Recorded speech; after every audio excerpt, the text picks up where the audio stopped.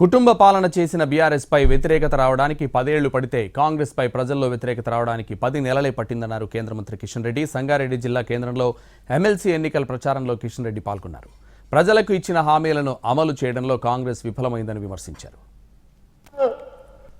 అనే విధంగా పరిపాలన చేసి ఒక నియంతృత్వపు ఆలోచనతో మరి దోపిడీ విధానాలతో ఆ రోజు టిఆర్ఎస్ పార్టీ పరిపాలనను చూసి మార్పు రావాలనేటువంటి లక్ష్యంతో మరి సంవత్సరం క్రితము జరిగినటువంటి శాసనసభ ఎన్నికల్లో రాహుల్ గాంధీ రేవంత్ రెడ్డి ఇచ్చినటువంటి హామీలను విన్న తర్వాత తెలంగాణలో కాంగ్రెస్ పార్టీ అవకాశం ఇచ్చింది. కానీ ఈరోజు 13-14 నెలలు కావస్తుంది కాంగ్రెస్ పార్టీ అధికారంలోకి వచ్చి 100 రోజుల్లో పరిష్కారం చేస్తున్నటువంటి 6 గ్యారంటీలు గాని మిగతా ఇచ్చినటువంటి 420 సబ్ గ్యారంటీలు గాని ఏ ఒక్క హామీ కూడా పూర్తి స్థాయిలో అమలు చేయకుండా కాంగ్రెస్ పార్టీ పూర్తిగా వైఫల్యించింది.